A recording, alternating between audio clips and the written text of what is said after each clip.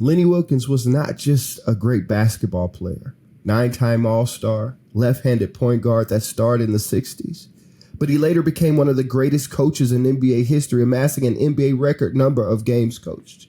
You see, even beyond his coaching, beyond his sideline accomplishments, beyond his on-court accomplishment, Wilkens carried an enormous significance in the broader journey of the African-American coach and athlete.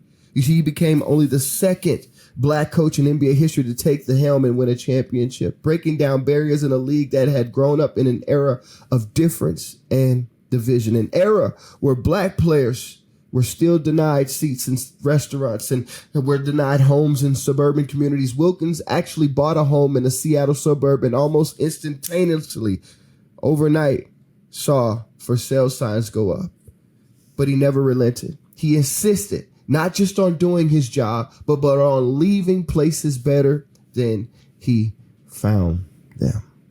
So as we dive into our team's ups and downs, and as we look at the Pelicans from a microscope, may we also look at life from the same mindset that Coach Wilkens did. A mindset that is focused on the responsibility of us as individuals. A mindset that is focused on leaving a legacy that is worth honoring. A mindset that is focused on not just our personal growth, but on the growth of us as mankind.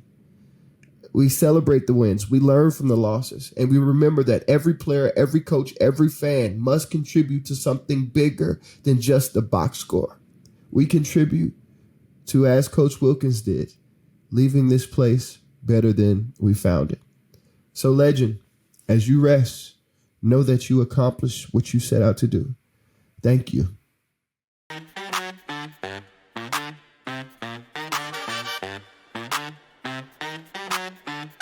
He dunked on Dwight Howard.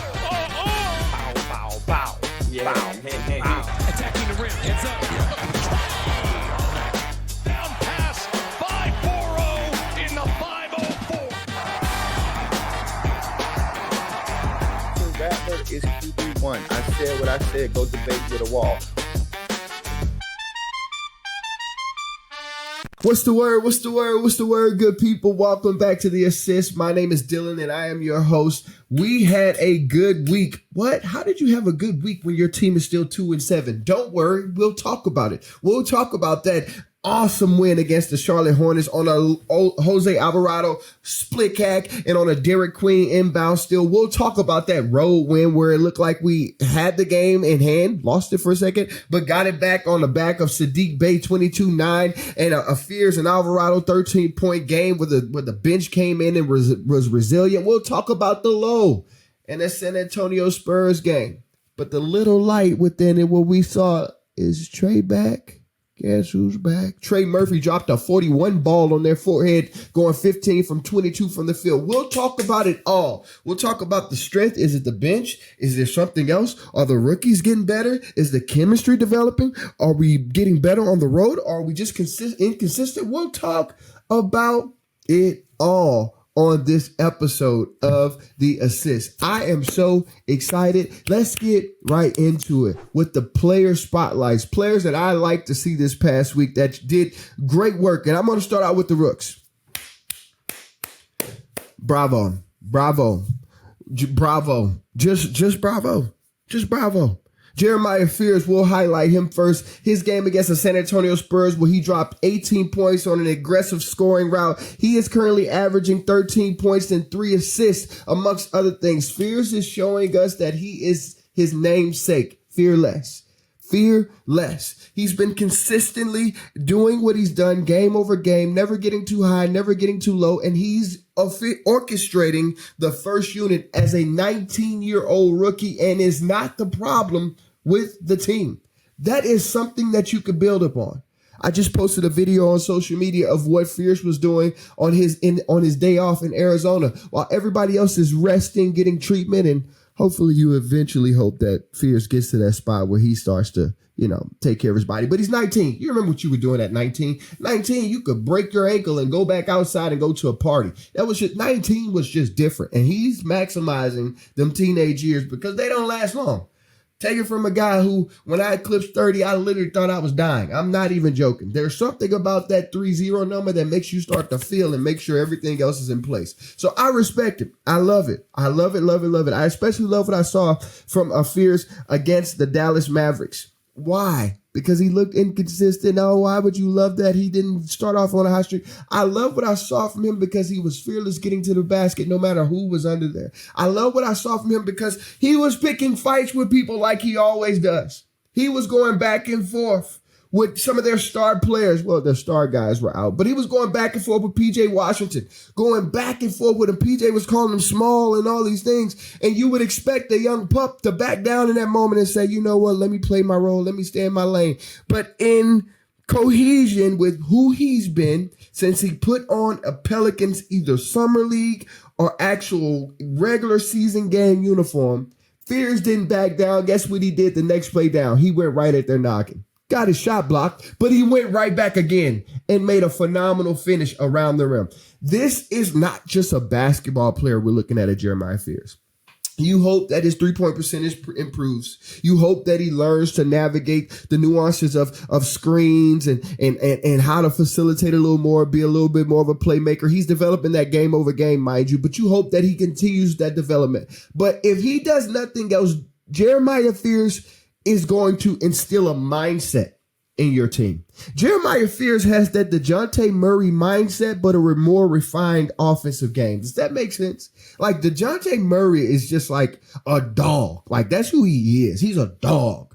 But DeJounte Murray had to develop as an offensive player. He always was a clamp mode defensive guy. Always was that. But offensively, it took him time to develop. At this current iteration in Jeremiah Fears' career, he is light years better than DeJounte Murray was on the offensive end at that point in his career.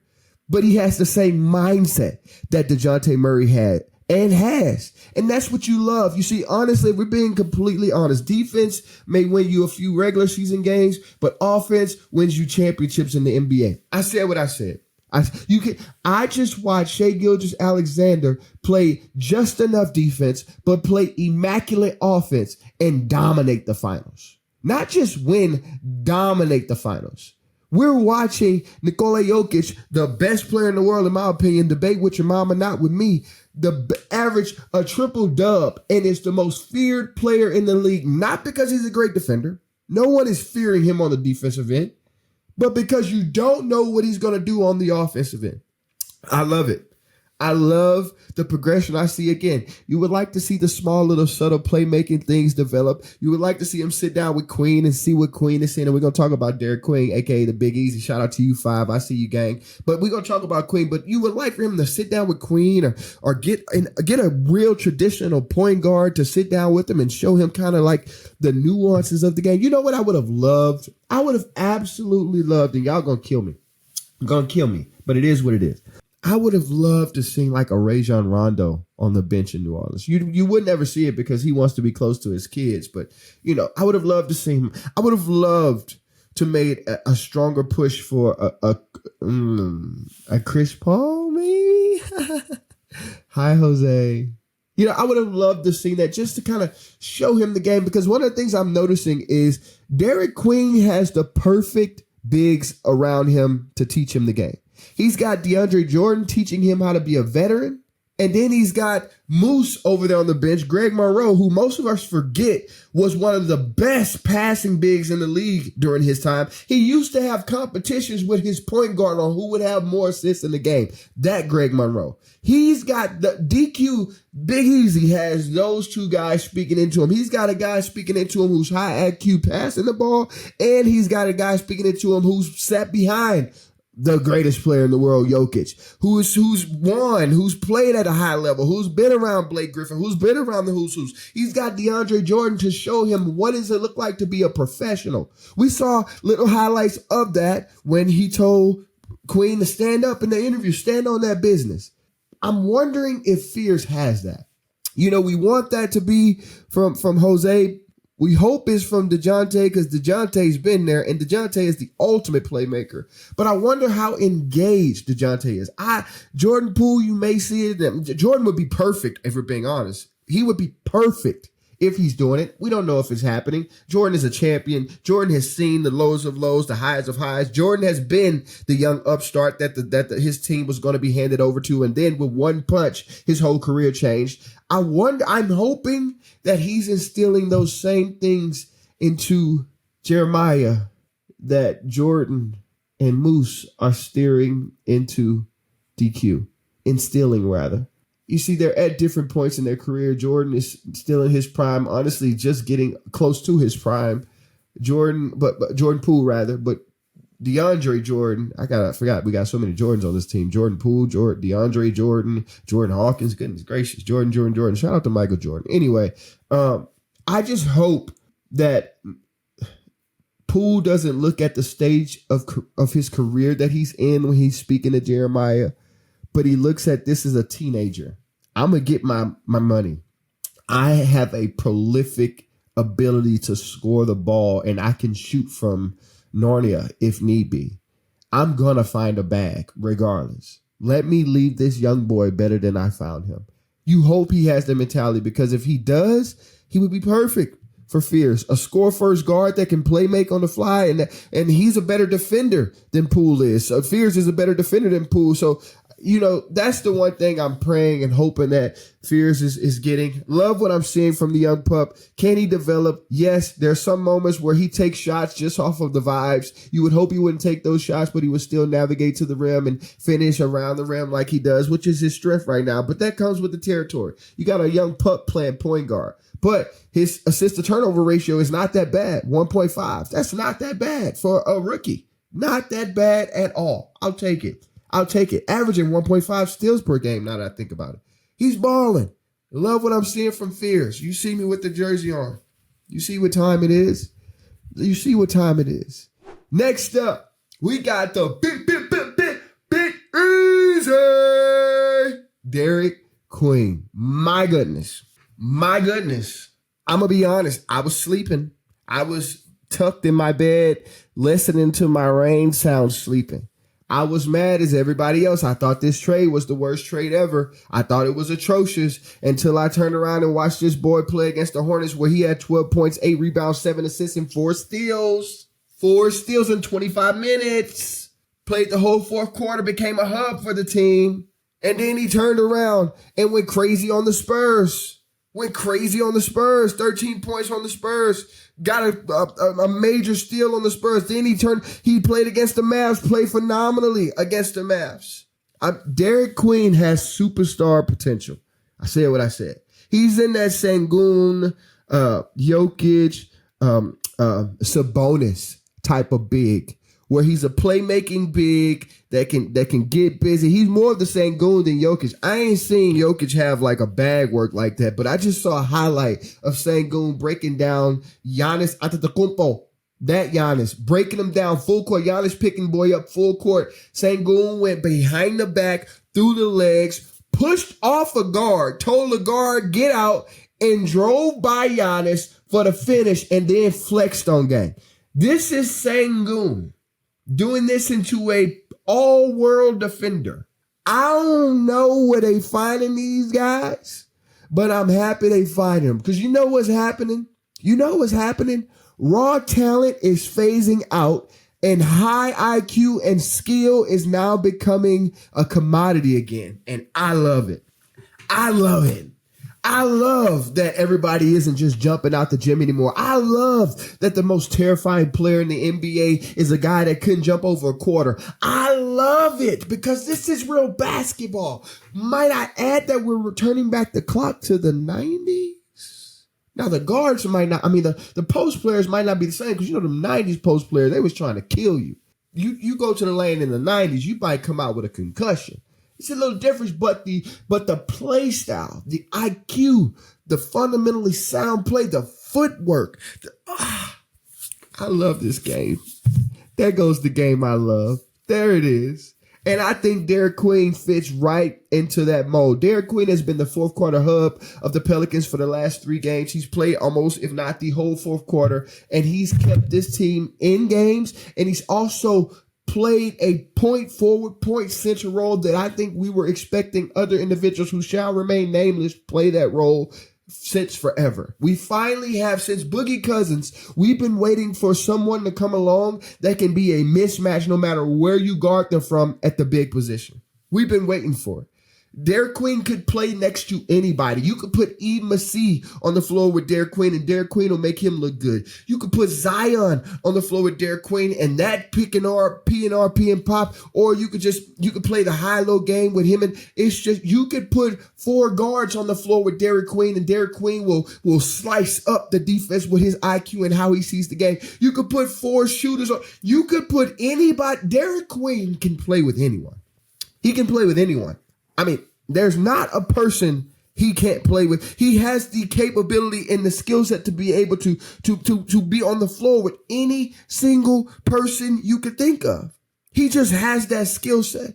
His ability to see the floor. And 4 steals in the game. 4 steals in one game, averaging 2 steals per game over the last 3 games.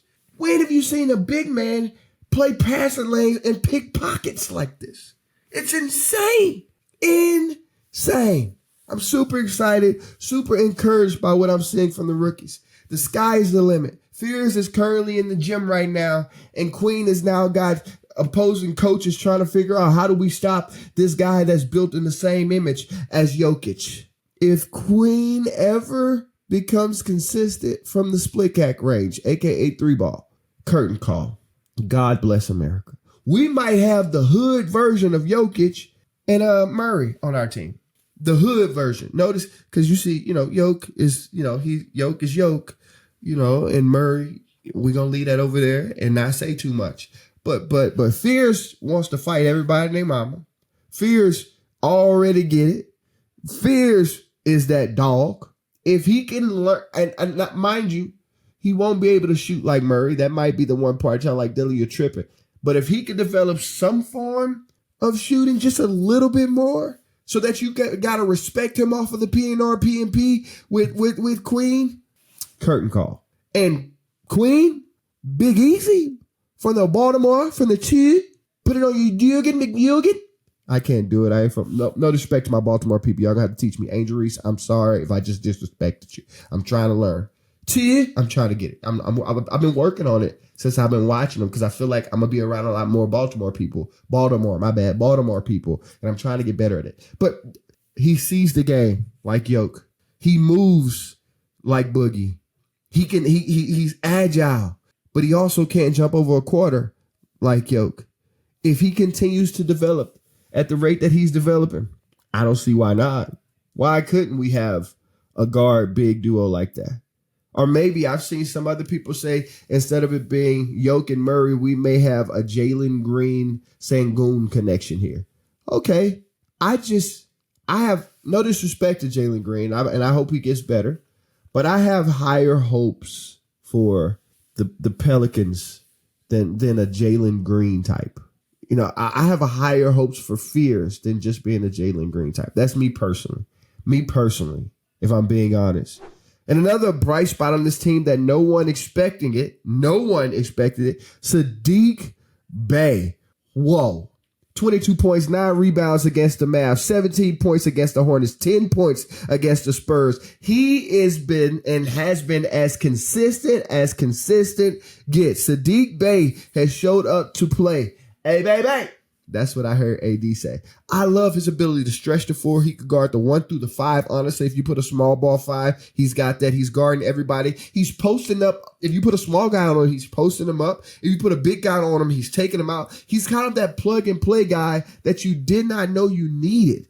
Like, he reminds me of when we had Nikola Mirotic. I think that was his name. Hopefully I said it right. If I didn't say it right, please forgive me. The one that shaved his beard and stuff, and we went crazy. Oh my goodness. But he reminds me of that, how he can play all of the different positions. And when we got him, we weren't expecting much. Just like I think Mirotic was a throw-in in the deal. I think, or he was like a throw-in because he got in a fight and got punched in Chicago, and we got him in New Orleans. It feels like that same thing with Derik. He was a throw-in in the pool deal, and it was, for all things currently, he looks like he was the best player in the deal just right now. Love what I've seen from Derik Bey. His ability to do so many different things. I've heard my girlfriend Lauren, even when Saddiq Bey was in the draft, she was high on him. She was like, we need to get Saddiq. We need to get Saddiq. And when we didn't get him, she was mad. And I see why now. Consistent. You know what you're going to get from him night in and night out. And the brother is built like he fixes cars on the side. Goodness gracious. He built like he's changed a couple transmissions in his life, couple alternators. Then he got the beard. I know he's a problem in the city. Goodness, don't let the Pelicans start winning. Y'all going to have to lock him in the hotel or something because he's going to be a problem for the whole city in a second once the Pelicans start winning and they realize, you know what them Yaz is. Them Yaz realize that he there. It's going to be curtain call for everybody. And those are all of the names that I want to highlight. But the main name that I would call the MVP of the Pelicans thus far this season is Jose Alvarado. Calm down. Jose Alvarado has played the most important role on this Pelicans team, even when he wasn't playing. Why? When you looked on the sideline, what was Jose Alvarado doing? Talking to Jeremiah Fears. When you looked on the sideline and things was going left, who was the only one standing up and being hyped? Jose Alvarado. When you look, the one who lost everything, who literally off rip, his spot was taken by Jeremiah Fears just because Jeremiah Fears existed. Jeremiah Fears existed and Jose's minutes were taken because you have an investment in Jeremiah Fears. This is a lottery pick here. You're going to put him in every position to succeed or fail. That's going to be to the detriment of Jose Alvarado. And yet still, guess what we saw Jose do? Be the consummate pro. I said this in the spaces and they ate me alive. Pause of just you can't be a consummate pro and then getting you.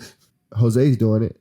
Well, Jose doesn't have the repertoire and the awards of such and such.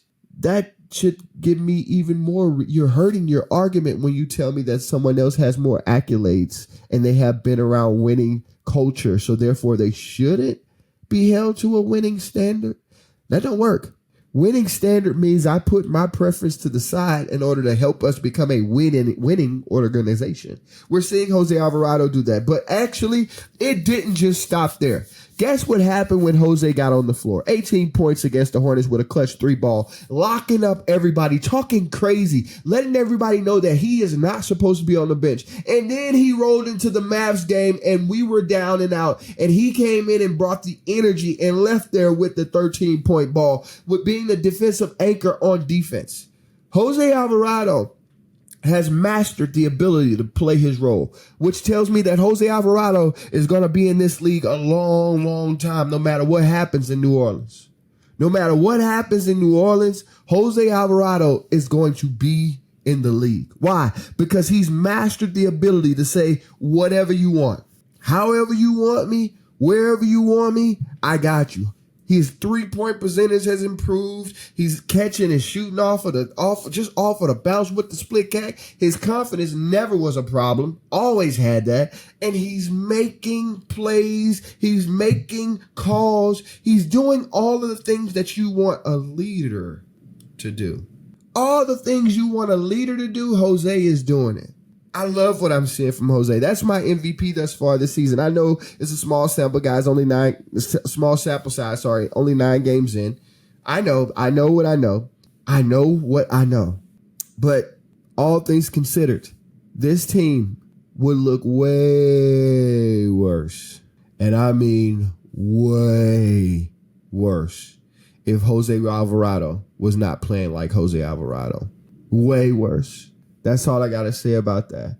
Now, to get to our hot take segment. This segment, we're going to talk about a lot of the things that I see you guys say on social media. I've actually clipped some of those tweets and I brought them in here to talk about myself because I believe that this should be an engaging thing. You shouldn't just be listening to me talk. I want to talk back to you. By the way, make sure you hit that like, that subscribe, and comment something below. Even if this episode was trash, you could just say, man, this episode was trash, Dylan. You got to be better, bro. Guess what? That helps me be better personally, and it also helps us move up the algorithm. So even if you ain't like what you saw, just tell me you ain't like it. Say something. I'm giving up on you. I ain't giving up on you, but say something. But anyway, let's move into the hot take segment. First take, fire Willie Green. I would say to your take, yeah, It's tough. It's not tough because it's fire Willie Green, yes, but simultaneously it is tough because it's like if you fire Willie Green now versus you had the opportunity to fire Willie Green before that Charlotte Hornets game. That was your moment to fire him. That was the moment to say you got to go. But now that the team looks better, well, Dylan, we're not winning. I get it, but they look better. And they look better after certain individuals went down with an injury. It makes you wonder a little bit of was and is Willie Green the consummate players coach that lets the players dictate the wins and losses? Kind of like that Alvin Gentry, which Alvin got fired, obviously. And so, yes, fire Willie Green. Yes, we're still over there, and we are there. But now I'm at a point where I agree with what Dobson reported. If you don't know, my guy Dobson reported by saying that the Pelicans will wait until after Thanksgiving break or around Thanksgiving break to make a call on Willie Green to see what his future looks like. Now that seems like the right thing to do because you missed your fire window. The window you had was pre-Charlotte game. Now that window's gone, I don't know. I mean, you can't really, if you fire him now, it seems like things are looking better. The effort looks better. The togetherness looks better. The chemistry looks better. Everybody's laughing and having a good time. Everybody's having fun. Obviously, we know that isn't because of Willie Green. We know that that's because of the play on the floor. Jose Alvarado, Derik Queen, keeping things light and loose, and Fears making people excited about what he's got to do. Sadiq Bey. We know Trey Murphy's 41 ball against the Spurs, even though it was in a losing effort, but he looked like Trey Murphy. We'll talk about that in a second. Even though, it probably has more to do with that, but still, it just feels like right now may not be the time. You see, it might be a little premature to fire him right now because you missed your opportunity before. So I agree with Dob. Might as well wait until Thanksgiving break. What's the next thing? Next thing is bench is our only hope. The bench is our only hope.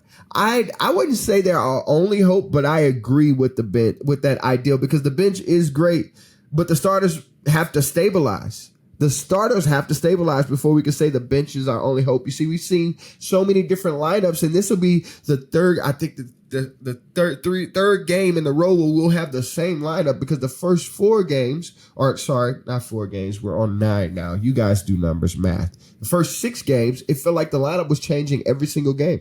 And so it's hard to say what's a strength and what's a weakness when you have such a small sample size, because everything is ever changing. I think the offense will get better as guys get healthier. I think the offense will get better as guys become more acclimated to what's asked of them. I think the starting lineup. I think the starting lineup will get better as guys get over themselves and get to the space where they're like, you know what? It ain't going to change. If we make it to Thanksgiving and we go on a small, subtle winning streak, Willie going to be here. So now we got to look inwards and lock in. That moment, once that moment happens, I think after Thanksgiving, you're going to see a different team no matter what. Win or lose, Willie or no Willie, you're going to see a different team, because if it is with Willie, they will come to the conclusion that he'll be here this season. If it's not with Willie, they'll come to the conclusion of, okay, we got that fresh air we've been yearning for. We got it finally. So either way it goes, it's going to be a different team. And I think that's when you'll fully see the starting lineup kind of level out and become who they're going to be for the rest of the season. I don't think you see Jeremiah Fears go back to the bench. I posted this on X, and people went crazy and said, you need to put him back on the bench. He could develop on the bench. Listen, if you think Willie Green made the call to start Jeremiah Fears, you're not paying attention to Officer Joe that well. You're not paying attention to Officer Joe that well. That's Joe Dumars. And furthermore, you have not looked at this regime of Willie Green and how he's treated rookies in the past. Willie Green will bring in a Garrett Temple who hasn't played a solitary second and start him before he starts a rookie in his right mind. In Willie's right mind, he would rather unretire Greg Monroe than start Derik Queen in his right mind. But Officer Joe showed up and said this is a non-negotiable. Start him or get out. And I like it. I like Jeremiah Fears starting because I don't think it's hurting the team personally. I think he needs to develop and learn more. And I think the team has to get more acclimated with him. And I think he has to learn the NBA game more. But that's what you pay other guys around him to be better at. Help young fella out. He's getting better. And I also think once Poole embraces, I don't think he ever will embrace that 6-man role, because Andre Iguodala actively ruined that when he made those comments on the podcast that said the moment that his career ended was the moment that he embraced the 6-man role. He actively killed people's desire to be the 6th man. Something that Lou Will and guys of that ilk had worked, and Jamal Crawford had worked so hard to build up and made a career off of. When Andre spoke in that podcast, that was curtain call for that. So I don't think you'll ever see Poole get excited about being a bench guy, 6'6" man guy. So you probably going to see something happen there eventually, unfortunately. But it's probably going to be something that happened there. All that to say, yes, right now the bench is the strength, but the bench is the strength is because you have facilitators over there and guys who can play any kind of ball you want. You got Jose Alvarado who can play however you want. It's going to be energy personified. You got Derik Queen, who's a baby Jokic, can facilitate, can score, can rebound, 4 steals in the previous game, can defend to a lesser extent. You got MPV Jr. on the bench, who's showing signs of a great defender, lives to clamp, has the confidence of a clamper. Already, that sounded crazy, a clamper, pause. But anyway, has the confidence of a guy that's going to be able to sit down and guard anybody. You've got these guys on the bench. You're going to have Saddiq Bey back on the bench once Zion gets healthy. That's another guy. The bench is the strength, but it's not because it's more talented. It's because you have guys on your bench that are willing to play any role that you want them to play and that are going to give you this thing called the Big E, effort at all costs. At all costs. Sorry, I went super long on that take, but I felt like that was a good one. I like that one. That was a good one. Next one, low IQ loss versus Spurs. That's a fair critique. In-game decisions may have cost them, and there needs to be better execution down the stretch under pressure. I'd agree with that. But also I would submit to you that the rotations were off as well. That was one of those moments where Willie Green's rotations were weird and wonky. And that was one of those moments where if you ended that game and you said, we got to get this man out of here, I would have dapped you up and said, and I concur. Because I really think the rotations also killed you at the end of that game. There's some moments where Willie can't help himself, and I believe that was one of those moments. Moving on. Trey Murphy is a one-night wonder. You're a liar. You're a liar. I've been waiting for this one. False. Trey Murphy is not a one-night wonder. Trey Murphy just gets caught up trying to play superstar ball instead of playing his game. Trey Murphy, when going north and south, playing decisive, I'm getting to the rack and I'm a punch on your center because I'm an elite athlete, or I'm catching and shooting on the split cat. I'm not thinking because I know I got unlimited range and I know I'm 6'10", which means I'm going to be able to shoot over 90% of the people that are guarding me. Trey Murphy is not a one-night wonder. That Trey Murphy is a 25-point-a-night guy. When he's decisive and getting to his spot and trying to play north-south and is shooting. Now, that has a lot to do with scheme as well. Is the scheme conducive for him to just do that? Or have we had such high expectations for Trey to become something that he isn't? What if he's not Paul George? What if he's not the break you down off of the dribble guy? What if that's not him? What if he's more Klay Thompson? Pre-injury Klay. What if he's more Klay Thompson? I'm an athlete. I'm going to dunk on you. I'm going to catch and shoot. You would hope someday, eventually, I mean, he probably is a net negative on defense right now, but you would hope someday that is a positive on the defensive end like Klay. But what if he's built in that image of a star? Not the star that has to give you the woos and whys from the crossover and handles game, but the star that's going to hit the heartbreaking three-pointer, is going to give you a highlight dunk. What if I can't think of anybody who, maybe you can put in the comments somebody who you think would be a perfect person for Trey Murphy to watch and to model his game after. I don't think Paul George is it. I don't think Tracy McGrady is it. Maybe Rashard Lewis, maybe him. Maybe that just catch and shoot guy, and then I'm going to maybe that might be it. Maybe that might be his Seattle Supersonics legends. Maybe that might be the ilk that he needs to lean into, but it is definitely not a one-night wonder. Trey can do that every single night. Maybe not to a 40 ball because you got Zion and Poole and all these other guys that need the rock, but you could get you a 20 piece on a night-to-night basis when you play decisive like that, Trey. Trey, hear me. When you play decisive like that and you don't think and you go north-south, get to the basket, or you just shoot it, it's hard to guard you because you're 6'10". And and when I press up on you, because I know you can shoot as soon as you cross half court, now you can drive by me and not have to do the crossovers and straight line drive because you're 6'10", and dunk on my forehead and stop trying to dance with little guards who are pressing up into your airspace and taking the ball away from you, or you're throwing the ball out of bounds. It's not a one-hit wonder, one-night wonder. The boy can do that every night. Moving on to the next one. Alvarado should start every game. You could get away with that. You see, his energy is inevitable. It's inevitable that he's going to give you high energy no matter what role you put him in. And it's also invaluable.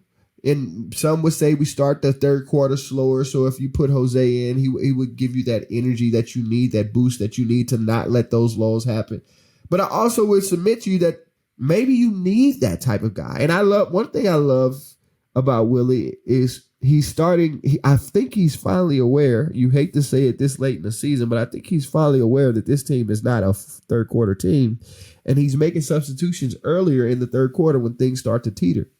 He's putting Jose in the game as soon as things teeter. And I like that. I like that. So with that one, could you start him? Yeah. Could you start him? Yeah. But do you need to start him? I don't think so. And maybe it's not about a bias. Let me cover my fears, Jersey. It's not about a bias because I'm a Pelicans fan first, man. I want to see the Pels succeed long term. And I think long term, the role that Jose is going to play long term is a spot starter at best. The role you hope that Fears becomes is your star level face of the franchise eventually. So you're setting them up for that trajectory right now. That's my opinion. You know, the conversation online mirrors the fan base's hunger for progress, execution, and identity are the next steps for this fan base and for this team. If the Pelicans blend Alvarado's toughness with Murphy's scoring and the young core's energy, they'll flip the narrative ASAP, and I really stand on that. But the moral of the story is, what does Zion coming back look like? His original report was 7 to 10 days. 10 days will be up by Thursday. Is he coming back, or are we going to get a 2 weeks thing? And furthermore, when he comes back, is he going to be engaged? Because he seems to be a very emotional individual who rises and falls to the applause of man. Or is he going to come back locked in and say, I want to add and elevate, and I'm not just coming to try and take over. And I'm going to, actually, I lied, take over. Be Zion, bro. Be Zion. Because worst case scenario, you be Zion, and then you could get traded to whatever team you want to be on. Because you're averaging 27, 5, and 5, and you're available. That's worst case scenario. Best case scenario, you be Zion and you stick around and stand with this young core and make something special happen. But it's all predicated on how you return, brother. And if you return. Goodness gracious, I feel like I say the same thing every episode about Zion. I just want to see success. I just want to see success to a sustained way. Period. The Pelicans will take on the Phoenix Suns by the time you see this episode, amongst other teams. And we'll talk about them on the next episode of the Pelicans next Tuesday. We're dropping every Tuesday. That's all I got for you this time. Again, if you enjoyed this episode, don't forget to hit that like button. If you hated this episode, still just hit the like button, brother. Just hit the like button. Just hit it. If you didn't like it, though, put it in the comments. Hit the like button, then I ain't like this episode. This man's trash. And I'm going to talk back to you. And we're going to have an engaging conversation of how I can be better. Because after all, at the end of the day, the assist is for the people, man. And we always going to be for the people.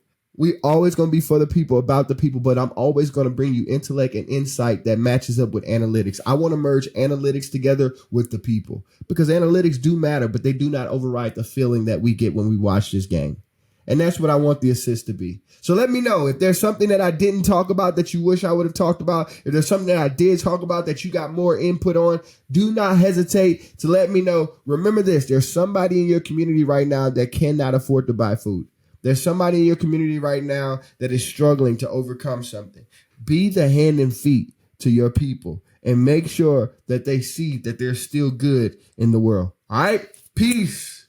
Love. I did that wrong. Peace. Look, I don't want to do that anymore because that Cam Newton commercial. Peace, love, and God bless always. This is the assist, baby. Yes, sir. Yes, yes.